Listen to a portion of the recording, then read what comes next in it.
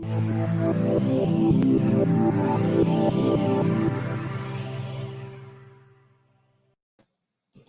hello, everyone. Welcome to our weekly Meet the Artist series. Thank you for joining me. My name is Tommy Hensel, and I am the director of the Fine and Performing Arts Center at Moraine Valley Community College. Moraine Valley is located in Palos Hills, Illinois, just outside of Chicago, southwest of the city. Like everybody, starting in March of this year, 6 months ago, we were forced to cancel everything and shut down our theater. We have not been able to reopen. And we don't anticipate being able to reopen until after December. So in all of that time, I thought, we're dark, we can't do shows, but what can we do to continue reaching out to all of you, our friends and fans? And also, how can we keep the sense of art and the movement of art alive as we move forward? So I decided to reach out to friends of mine who are performers who have been on our stage in the past few seasons, and in a couple of cases, people who are booked to come in the spring or next year, and ask them if they would be willing to sit down with me and just have a nice conversation. So we've been doing that. We took a week off last week, but this week we're back again. And today marks the first day of Hispanic Heritage Month. So for the next 4 weeks, all of our interviews are focused on artists whose work celebrates Hispanic heritage in some way. So I'm very excited tonight to welcome to our broadcast studio my very good friend, Jorge Pérez, from Ensemble Español Spanish Dance Theater. Hello. Ole, ole, ole. Gracias for having me. It's great to have you here. And I realized today, when I was looking at the schedule, today really is the first day of Hispanic Heritage Month. Yes, it is. And it runs through October 15. Yep. So I'm excited that that we have you booked, and then I have next week I have Wilfredo Rivera. So from Rivera. So we're keeping, and then actually I have some students from the Mariachi Heritage Foundation the following week. So we're kind of keeping with the dance theme. Nice. That's great. Yeah. So I'm excited to have you here. I'm going to pull up. I need to make sure I can watch the comments on the side of the screen. So Jorge, thank you so much for joining us. I know that I'm calling in from my home in Berwyn, which is just outside of Chicago. Where are you tonight? You know what? I find myself these last couple of weeks visiting family with my brother, sister-in-law, nephew and nieces, grandnephew and nieces in Richmond, Virginia. Woohoo! That's great. Yeah, actually, I grew up in Columbia, South Carolina, and I have a lot of friends in Virginia, North Carolina, and South Carolina. So I've been to Richmond many, many times. It's quite beautiful. Yo, it is, and the weather is really, really nice. Still up there in the 80s with a heat index going into the 90s, but I know that will change, for the fall soon. Yeah, hopefully. Yeah, anybody like me who grew up in the South can commiserate with the idea that it's just in the summertime, it's like being in a suburb of hell because it's so humid. But you grew up in Cuba, so I'm sure it was equally bad there. Well, no, actually, born in Puerto Rico, San Juan. Okay. But we ended up, my parents, at the age of about 1 year old, came to New York, and then we ended up in Chicago, where I pretty much grew up there in the Humboldt Park, Westtown area. But visiting, mom made sure every year I'd go visit the grandparents in Puerto Rico. So I was able to definitely meet aunts and uncles and have that relationship with cousins every year. And it was great because it was during the cold winters of Chicago. They were Puerto Rico. It's like, okay. And actually, during the cold winters, it's not hurricane season down there yet. Right. So it's good. What part of Puerto Rico? Born in San Juan, but my mom is from Lares, Puerto Rico, in the center west area, and my dad from Mayagüez. Oh, nice. Yeah. Way back in the 90s, I occasionally had a couple of friends who I would vacation with, and we vacationed in Vieques. So I would take that little plane from San Juan to the little island of Vieques. It was beautiful down there. Oh, that's great. Well, listen, a shout out to my beloved aunt, who now reached 92 years of age, lives in San Juan, still is married to her beloved husband, taking care of him. She still drives to Plaza Las Americas, and is just an amazing pool player. She is just fantastic. Bless her heart. Tia Concha. Felicidades, bendición. Well, I had a grandmother very similar to that who was a hot ticket, and she drove until her late 90s and lived to be over 100. So, those women, they're amazing. They are. Yes, they are. So one of the things that we met originally, gosh, it would have been probably in about 2000 and maybe 10, I guess, 9 or 10. The first time that we had Ensemble Español in my tenure at Moraine Valley. And I had never seen the company before because I was from the East Coast and you had not toured anywhere where I had been living. So it was a complete surprise to me the first time I saw you perform first. I remember it was actually Liz Silverstein, who was one of my dear friends, took me to see a performance. I think it might have been at the Harris Theater. I can't remember, or maybe Auditorium, but I was blown away. And one of the things that I find really fascinating about your company, and I would love for you, we're going to bounce around with questions, but is there's this beautiful holding of tradition. And at the same time, there's this embracing of kind of more modern, interesting takes on flamenco. So talk to me a little bit about that. Absolutely. I think we continue on what Dame Libby, our beloved founder, who passed away last year in 2019, her love for the art form in all the Spanish styles. She fell in love, of course, thanks to Jose Greco, who had provided her a scholarship when he was looking for dancers for a tour. And she actually went with a friend at the Palmer House in downtown Chicago. And she actually went to accompany her friend there. And Jose Greco saw her on the sideline and said, "Oh, are you auditioning?" She says, "Oh, no, I'm here accompanying, my friend." And he says, "Well, are you Italian?" And, Jose Greco was Italian. And she says, "Oh, no. I'm, Russian, Lithuanian, Jewish girl from Evanston. And I want to go into musical theater. I want to be a Rockette. And why don't you take the class?" She's like, "Okay." And so she ended up taking the class. When she got home, her parents were up waiting for her. And, she saw it wasn't that late. "Why are they waiting for me?" And she says, "Libby, who is this Jose Greco who left a message here wanting to take you with some gypsies across America?" And so it turned out her teacher, Alyssa Stigler, had talked to Jose Greco and he wanted her for the company. And she said, "Why not?" And she, got the wonderful exposure and passion for the art form. So what she did was later on come to Northeastern. She furthered her studies in Spain. And with her mom, who was a concert pianist, Dorothy Komaiko, brought all styles of Spanish dance, which Jose Greco had been presenting. And that's where we have the Escuela Bolera, the Ballet Español, the classical dances, the folkloric dances, and of course, the flamenco dances. And then Libby made sure it's even in the statement of the company, she added the contemporary styles. She wanted to be open to what was happening and also offer that variety into our programming. And so, she came to Northeastern 1972 and gave a sold-out concert with her mom, who was the concert pianist. So while she's changing costumes, her mom is playing the piano, and Northeastern never let her go. She became an artist in residence, and then she eventually, developed the first academic Spanish dance program in the university for college credit.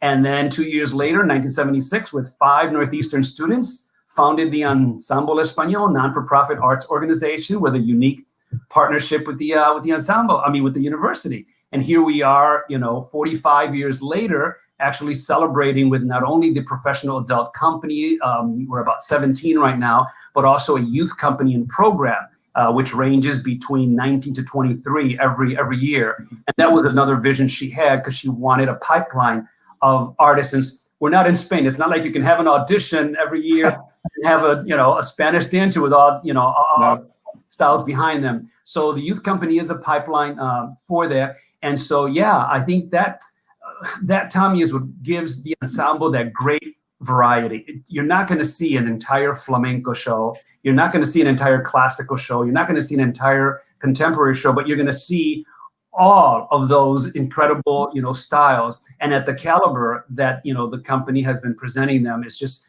fantastic. And then we also allow not only opportunities for guest artists from Spain, from different provinces. Tommy, we're up to over 135 choreographies in our repertoire with over 2,000 costumes and prop pieces. Wow. Yeah, and so Dame Libby, saw that, for sure to present something in its authentic form, I've got to bring Spain here. but then she also opened the doors to having American artists also contribute to the choreography, process. And so we've just been, very, very blessed and honored to now continue that legacy. And in fact, for this 45th anniversary, we are calling the season, which we had come up with this theme back in December, January with our team. And that's honor the 45th with a new era, new works, new legacies. A lot of our dancers have grown in the Ensemble Español since they were 4 years old, 5 years old. Now they're in their 20s, 30s, even with giving back. So it's like, you know what? We need to let the community and the dancers themselves know we have new legacies that we need to celebrate. That's awesome. So, and you're still in residence at Northeastern Illinois, correct? The company is still there. Yeah, we are still there. We've actually established 4 scholarship endowments for dancers who come into the ensemble and wish to further their studies at the university. And we also have the first complete Spanish dance academic program, and it's also part of the general ed credit. So that's another opportunity for students to be able to, continue their education. Tommy, our dancers, they come in since the age of, 4, very young. They even get their own lockers. I remember parents telling me, oh, my daughter boasts about having a locker in college when she comes for her workshops here. And it's like cute. They grow up in a university setting.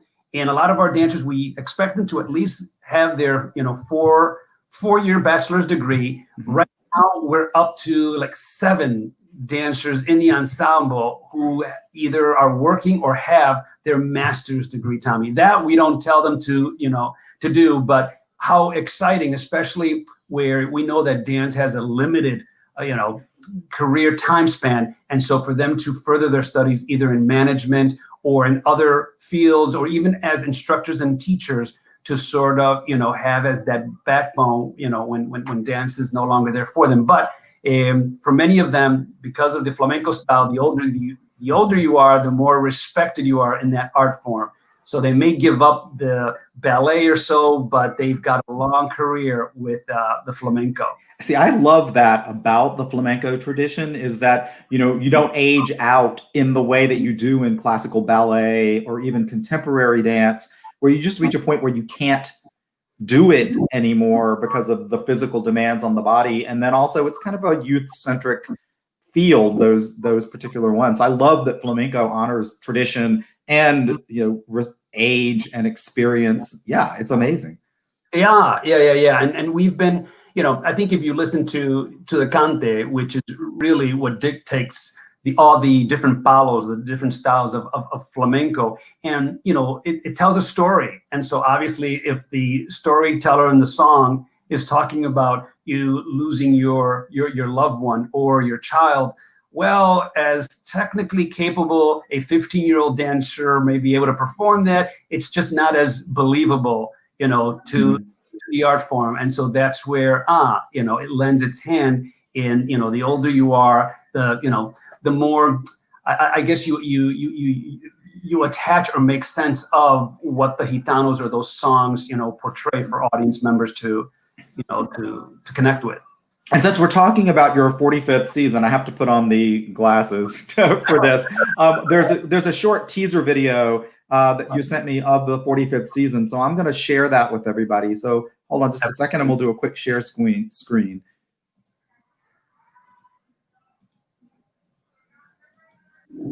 Hello, everyone.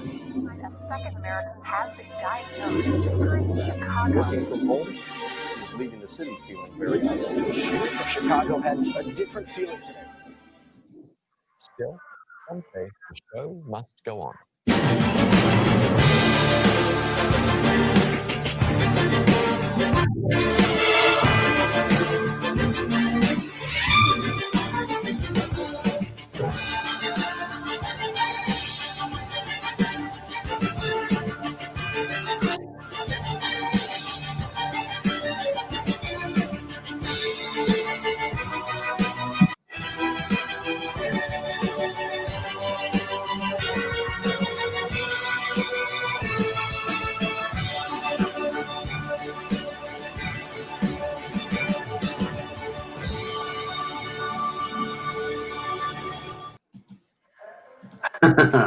That's an awesome video. I really love that.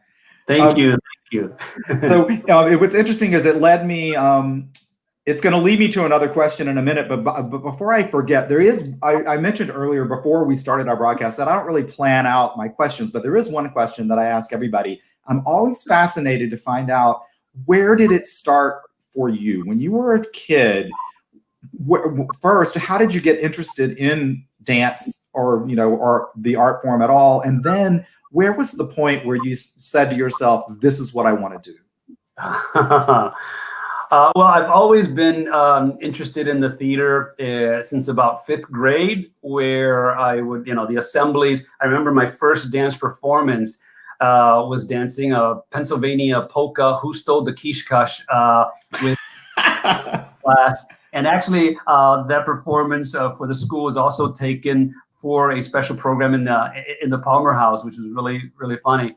And I began to to like the arts. Went into high school and joined the drama club, and then I got to Northeastern. And well, before Northeastern, I was debating, do I join the Air Force, because I had this love and passion to becoming a pilot.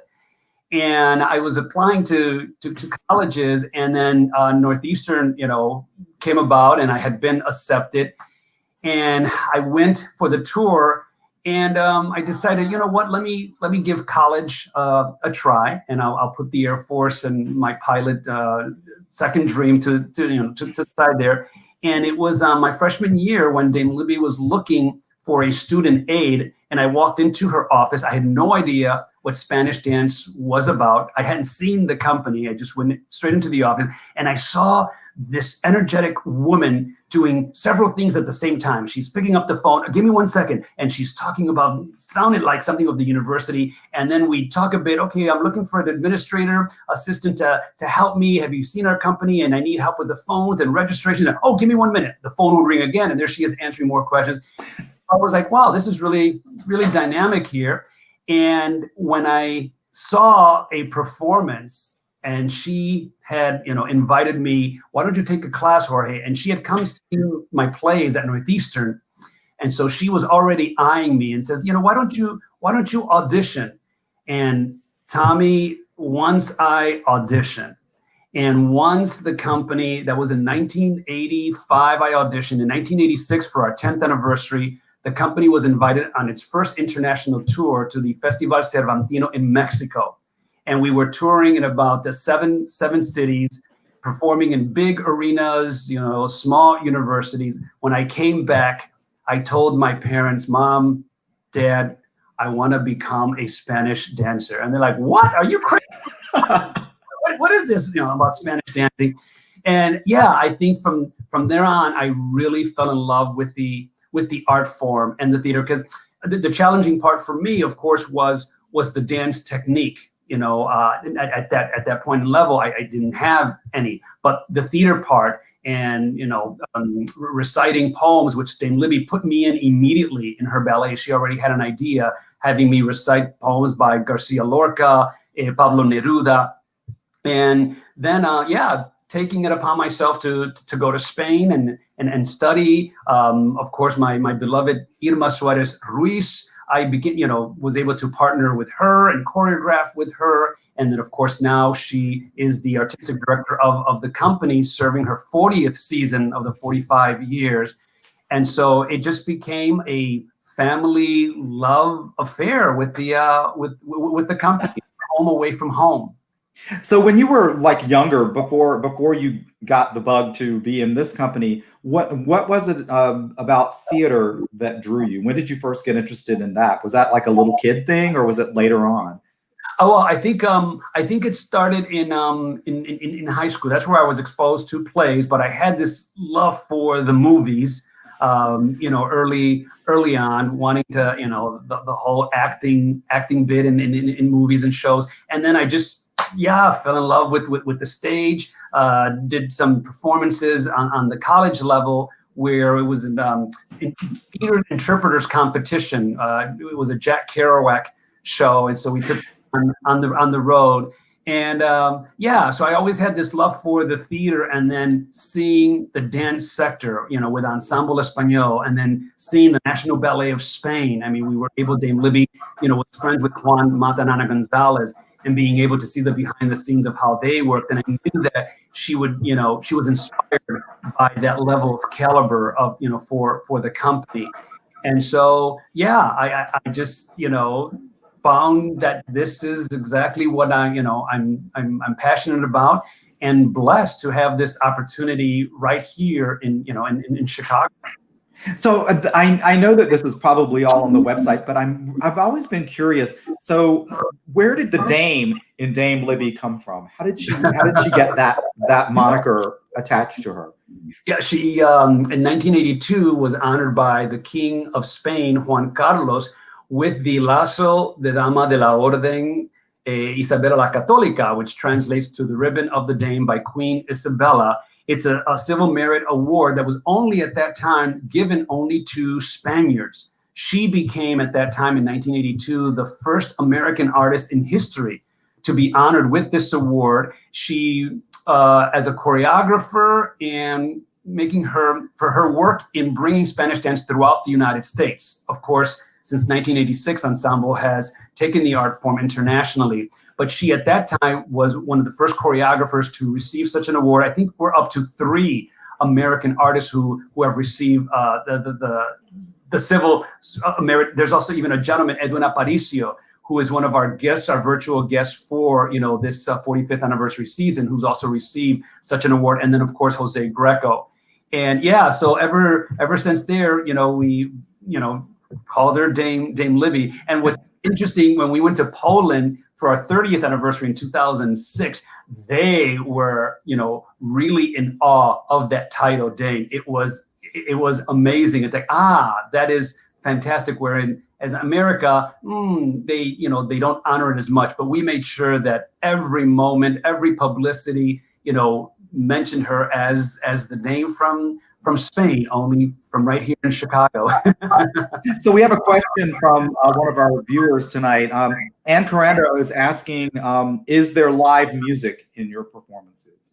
Absolutely. Yes, absolutely. The flamenco segment, always has guitarists, singers, percussionists, palmeros. Sometimes some dramatic works will have violins, and they'll have flutes involved. So yes, the flamenco segment will always have live musicians. I mean, there are some recorded flamenco numbers, but really to get the essence of what a flamenco tablao, which is a setting that you see intimate, relations of the dancers and the singers and the musicians. It's best when it is all live, because there is this communication that happens. And, there is room always for improv. Of course, there are things that are set, but, there are nights where there's an inspiration from the audience, or in the theater is just so vibrant that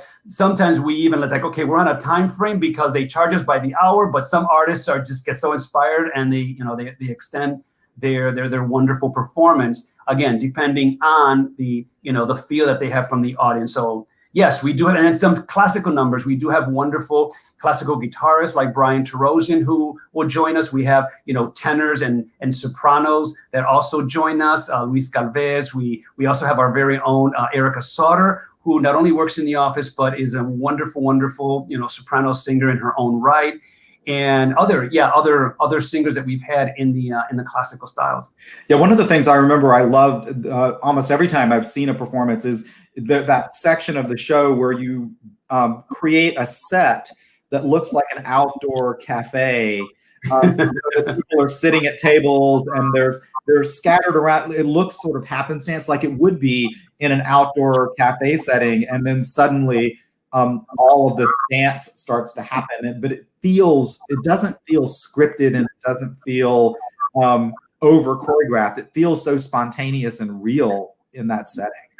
That's the amazing fine acting of our dancers and performers. Yes. Because these theaters, as you know, especially the union workers, everything's got to be like clockwork. But yeah, I think you need to portray that, because that's the beauty and authenticity of the art form, is to be true and very emotional to the audience, for the audience, and to the cante, the songs that are being portrayed. So when the company performs the like folkloric dances, like the dances of Valencia or somewhere like that, who is choreographing that? Are you pulling from like really traditional folkloric dance in Spain, and then who puts it on the company?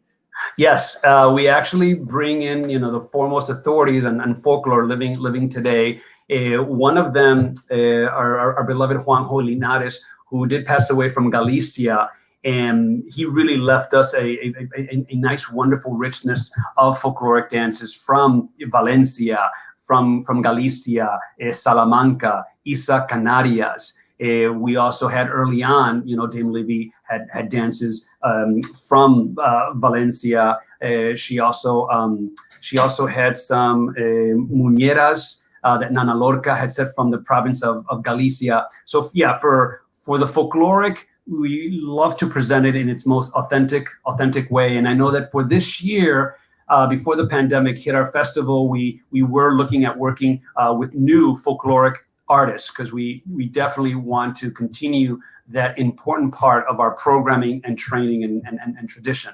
So yeah, those we bring in, the foremost authority of folklore today, and and share that with the company as well as our communities. Well, I thought about Valencia because the wine that I'm drinking is from Valencia. Ole. Tempranillo from Valencia. Ole. Cheers, cheers, cheers. Cheers to that. So one of the exciting projects, because we've all been at home for the past 6 months, is that you have a stay-at-home sort of video series. So talk to me. I'm going to show in a little while. I'll show the teaser video from that. But talk to me about that series. Well, Tommy, just like everyone else, when COVID and the pandemic hit, no one knew how long this was going to last. For us, we were already geared up for our annual International American Spanish Dance and Music Festival classes, as well as performances at the North Shore Center for the Performing Arts. And then all of a sudden, it's like, okay, we've got to close down. The pandemic is really, something serious that the whole country is now reacting to. And so we're like, okay, is this another week that we're staying closed? Is this another 2 weeks? And so, I had to make the executive decision with my beloved partner, Irma, that I think it's time for us to, shut the festival. Of course, a few weeks later, the United States closes, travel to Europe. So our guest artists couldn't come, even if they wanted to. And, it was unfortunate, because it was going to be sort of the launch base for our 45th anniversary. And so we just sat back and said, okay, what can we do? And I know one of the things we began was asking the guest artists, would they speak to our dancers? Well, what are they doing at this time? And what could we learn from them? So we were able to do that immediately with La Lupi and Kuro, who were coming for the first time to work with the Ensemble Español. And what was going to only be 60 minutes ended up being a 90-minute conversation. And it was wonderful. They really opened their heart, and they even performed for us while the dancers were able to ask many artistic questions. And of course, how were they dealing with the pandemic? And so from there, ideas, we decided to meet with the dancers every Wednesday and come up with ideas to sort of stay connected with not only each other, but also with our students in our communities. And so I think that really inspired Irma and myself, Tommy. I mean, really, and we tell them, and I just want to, remind them, they are just been such warriors in, during this time, and inspiration, as well as our staff. I mean, we didn't stop writing for grants. We let funders know, no, we're still moving with projects. And so they just began giving us ideas. from, Miss Olivia Serrano, our soloist and dancer and teacher, for us to take some of our ballets, like Bolero, a section of it, and let's perform it in our homes and show the audience this is what Bolero looks like from our own home individually. And then we also, she came up with another idea of how about putting commentaries on some of our ballets and having the audience hear what our views were. And I said, wow, that sounds fantastic. And so we did with Ron De Jesus's of Hubbard Street Mil Clavos ballet. And I said, wait, this is something that we can continue to do. It's almost like a DVD behind the scenes when you hit the director's cut and you get to hear the director throughout the dance. Now it's the dancers talking about what that experience was like. Then we got choreographers, costumes, set designers, lighting designers to also be involved. And so we're going to continue that throughout the 45th anniversary. Another dancer, Jose Torres, talked about the festival. Can we do a virtual festival with a Q&A? And then Frida Medina, our company dancer, came up with, what if we asked the guest artists and the dancers, what are their favorite memories of our American Spanish Dance Festival? So we were able to put videos together with that. And that just, rolled out more and more video ideas. It kept us connected. We also gave the dancers 2 days of ballet classes, and at first, Tommy, I will say, I was very emotional. Could I even talk about it now? And my throat wants to knot up because, we didn't know what this pandemic was. And we knew that it was affecting our art form because here we are, on Zooms. What is this? This is not how you enforce the dance and the technique. But we decided to stay connected, and our ballet teacher from her basement and watching the dancers, some in their kitchens, some in their rooms, and just together, dancing together yet apart was just heart-wrenching. And at the same time, okay, we've got to keep going. And so we were just so humbled and grateful and honored to have this company want to continue. And it wasn't easy, and we made sure we'd always ask, how's everyone doing and their families? And yeah, we had several dancers that were affected with COVID and or their loved ones, including staff members. But we were luckily they all got well. No one had to be hospitalized. But I think we made sure that connection was there for support, not only the art form, but I think without us realizing it, just on a human level. And I'm so grateful that artists from as far as Spain and across the US were open to that. We saw that the Festival of Flamenco in Albuquerque were able to run their festival virtually, and so that was exciting. It's like, okay, this is at least some way to keep the art form going. Our guest artist La Lupi in Madrid said, you know what, if this is the platform for now, think of it, flamenco, okay, you want to serve it in a first-class restaurant, but right now we have to serve it McDonald's style with it is what it is now. It's temporary, but we'll get through this and make the best of it. And so that's what I think has happened with the ensemble, where we're up to over 52 videos, tutorials, as well have happened. And then of course, Julia Hinojosa, our artistic director of our youth company, along with Monica Salcedo, our principal dancer, and Crystal Ruiz, who also serve as teachers for that program, were able to continue with the youth company. And then other things came about that they added elements to have workshops with flamenco singers and guitarists, and they were able to get them to show their video work for feedback. And I'm so glad that they were inspired by the adult company, and so they had their own virtual, dance as well. And of course, our wonderful marketing team, Miguel Garcia, editing all these videos. And then all of a sudden, okay, we need videos for development, we need videos for marketing, we need videos for dance classes, we need videos for all these promotions. So he was, really, really quite busy, and we're actually looking for a marketing firm to support our ongoing efforts. Cool. I'm going to put your website up here for people who want to visit ensembleespanol.org. I'm going to show you a teaser video for the stay-at-home video series. If you go to the website, anyone watching tonight, you can click through. You'll see this page that I'm getting ready to show you.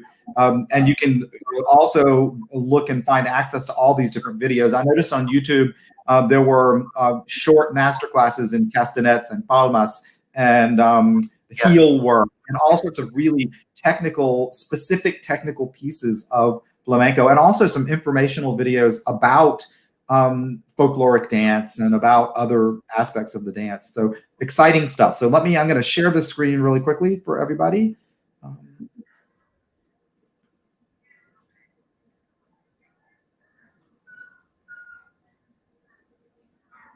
Oops, let's get rid of, wait, we're gonna have to, sorry, I'm by myself tonight. I usually have help.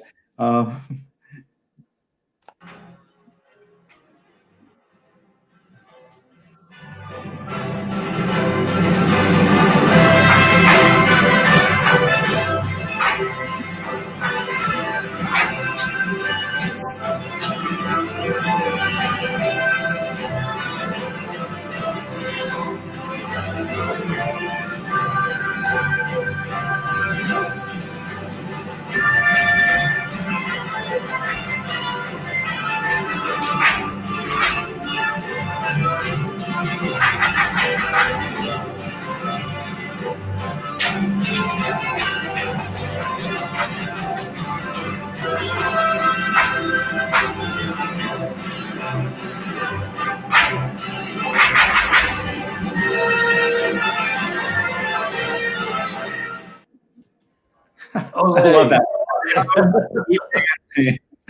Yes, stay home and keep dancing. We also joined a campaign with Game Plan Creative and 4-Star Branding for the Latino community to wear masks. And so the entire, pretty much on Ensemble and staff were able to take part in that, showing the importance of saving lives, show and protect, and respect those that, need to, to be protected. And so we were able to, to do that. And so we were like, okay, let's also join here in our efforts and letting everybody know where we're not going to stop. And this is, another platform for us to stay connected and somehow continue to give, the part of the art form. I know ideas have come about presenting the company like drive-in style. Everyone stays in their car nice and safe, and we perform outdoors. Get some screens up, and you're like in a drive-in film, but you're watching a live performance. So all these different, ideas have been coming about. But yeah, definitely visit our website, our Stay Home series. We also have our festival series there, memories of past festivals, and you'll see our wonderful dancers and teachers. There's even a Mommy and Me video that Tatiana, our dancer, has put together with her newborn baby. It's really, really wonderful. And then we've got some new classes coming up with long train dresses, bata de colas, and choro flamenco. So we've got some new teachers. There's even a singing class for flamenco, palmas, rhythms as well. So yeah, please join us. So this is, I don't know if maybe Irma would be the best person to ask this question to, but I've always been fascinated watching traditional flamenco with those dresses, with the long trains. What is that about? It's such a very specific thing that you do not see in any other dance style. Yes, I think it has different stories of where it came from. Some say it was from the aristocrats and their long train dresses that they had. Others say that they're imitating the peacock. And so, yeah, and when some of the dances you'll see in deep songs, the dancer will take that cola and it will mimic it into embracing it as if it were its lover or loved one, or even a child, cradling it. And so, yeah, it's part of the dancer, which now I say the dancer because now we've got females and males dancing in the long train dresses, bata de colas. And I know that one of our beloved pieces, Bolero, didn't have a bata de cola when Irma and I come out towards 3/4 into the choreography.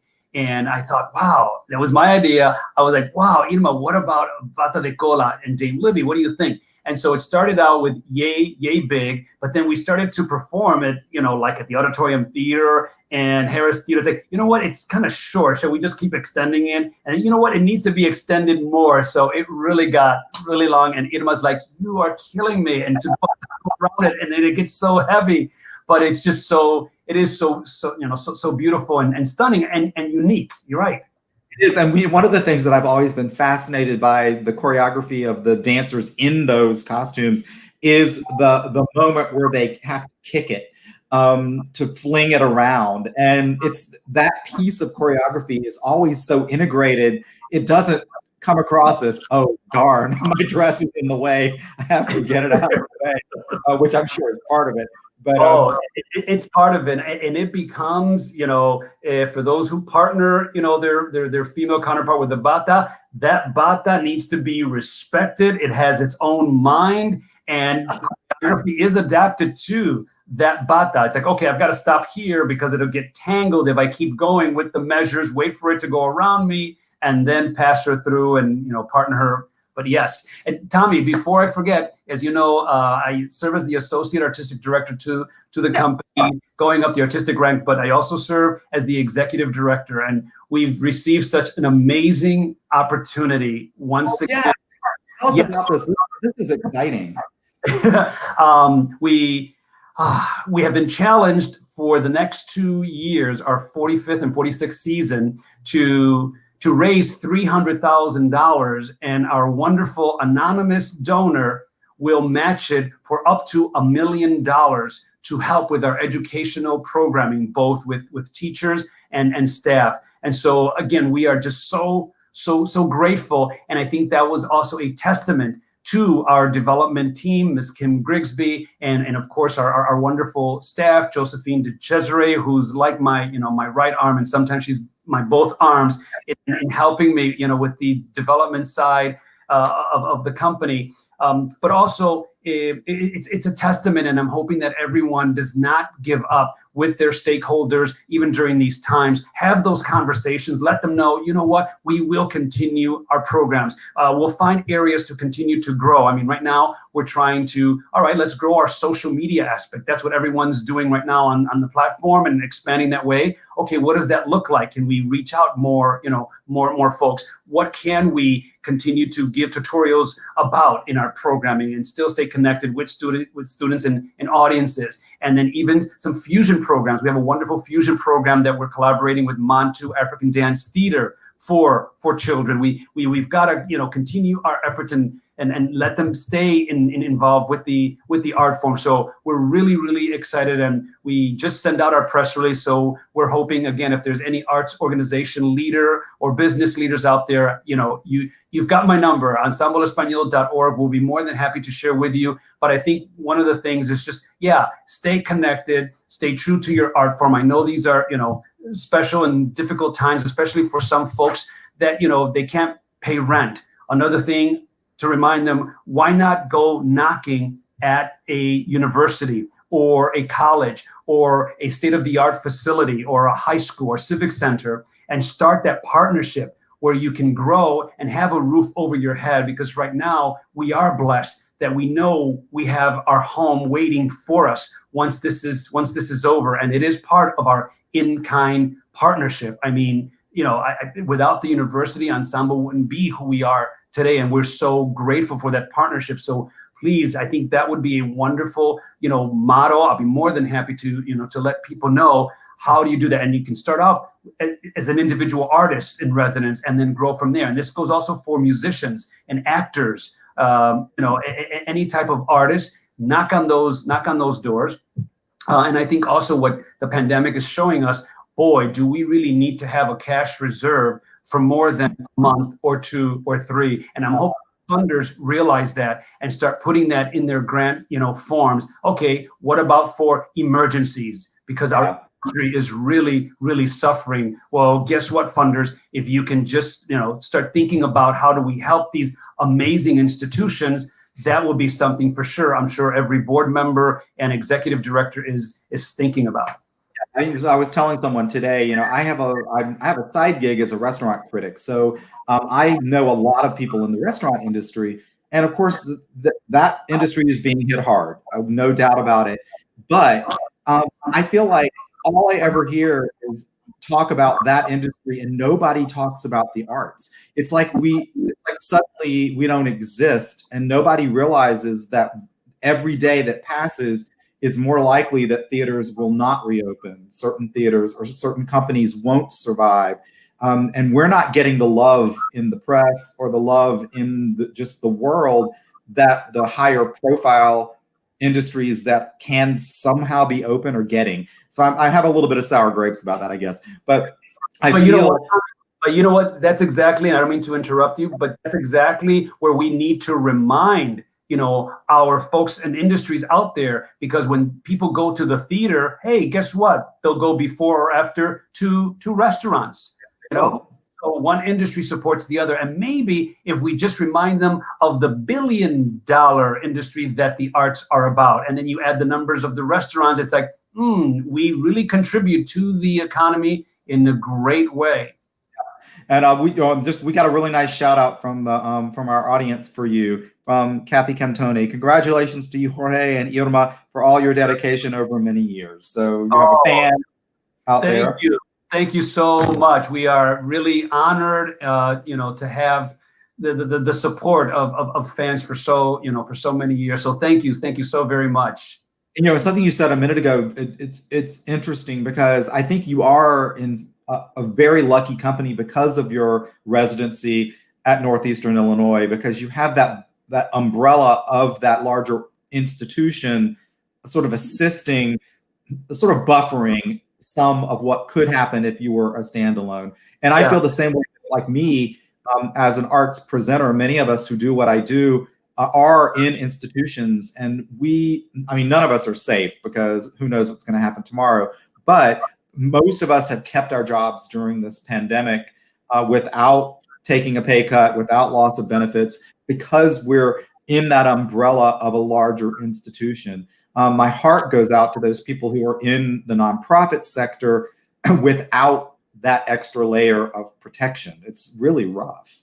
Oh, no, absolutely. And, I think one of the things, of course, I am so grateful to our wonderful president of Northeastern Illinois University, Dr. Gloria Gibson, of course, our board interim chair, Dr. Santos Rivera, for their support and vision in what the arts do for our communities. And, Tommy, when you think about it, how does an art continue, even thrive or grow? It's education. It goes hand in hand. How do you preserve art? Via education. How does a dancer get to a higher level of technique? It's more education. It's all about education. And so again, if folks have any doubt, wow, how can the education part really be profitable? Oh, it is. In the arts, it's all about education. I have to say, I feel like I've been in my position at Moraine Valley now for almost 13 years. It'll be 13 years in January. But I came from a pure nonprofit background. And the difference for me, many differences, but one of the biggest differences is that previous job, the bottom line was the bottom line. It was, we had to make money. So my programming, my booking had to be commercially successful.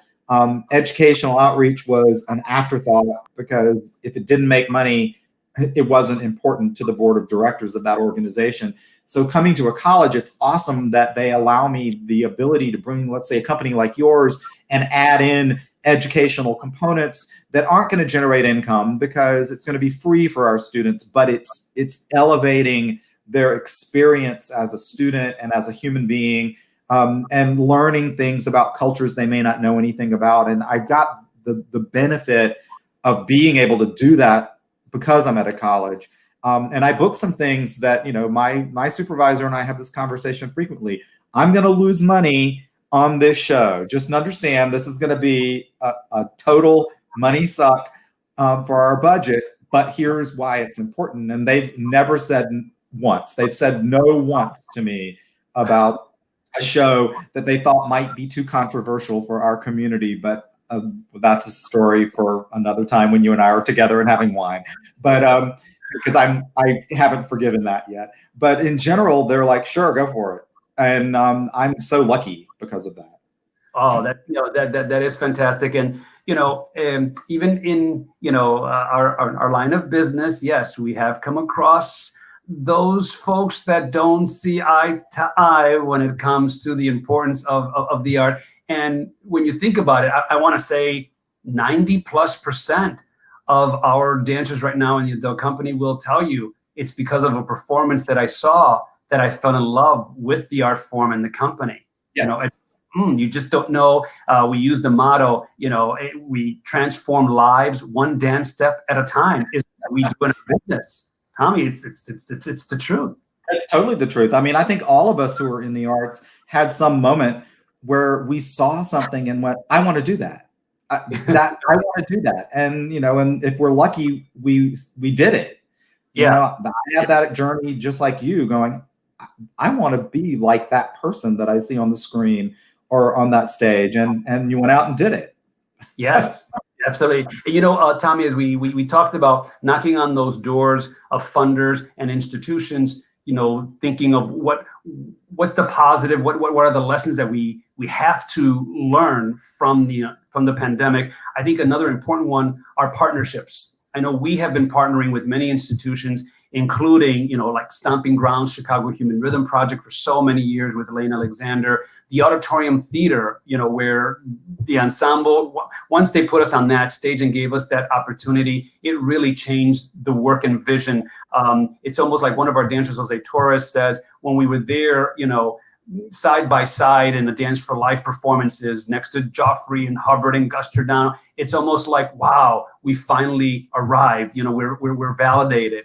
And so I think partnerships and Dance for Life institutions that give us those, those platforms, organizations which I serve on the board, not to give a shout out that I'm on the board, but because they're so wonderful. See Chicago Dance, is a fantastic organization that you knock on the doors and see, what other partnerships, there's quite a bit there that I can actually work with to further my mission or each other's missions or reach communities that we never really, it'd be harder to do it on our own, but because we've got a community partner, we can actually go there and enrich away. Yeah, and I think See Chicago Dance is a great institution. I'm good friends with Michael McStraw, so he always keeps me in the loop about that, and other people like Gail Calver and people like that in the community that have been so instrumental to keeping dance moving. I wanted to, we have a little bit more time. I wanted to, earlier you were talking about different videos that we could possibly show, and there's one called Dukelando. We do have time to show it, but tell me a little bit about what this dance is. It was actually, oh gosh, I'm trying to think, Irma. We had this idea, and perhaps it derived from one of our dancers, is to dance in our home, or I think even Kim Grigsby, our development manager, thought, what if we did a piece during the pandemic in our homes? Each dancer was given a certain phrase, measures for them to come up with the steps. Obviously for us, always, what is the theme? What is the story about? What are we trying to do? So once we got through that hurdle, selected the music, the dancers for sure, and several of them, were in charge of putting, everything together, who's doing what section, how many measures. We did decide on the costumes all together because it was, unison in deciding that we wanted to dedicate it to, the frontliners of COVID. And I think we were able also to, put in for Black Lives Matter. And so that sort of is how it came together. You'll see it.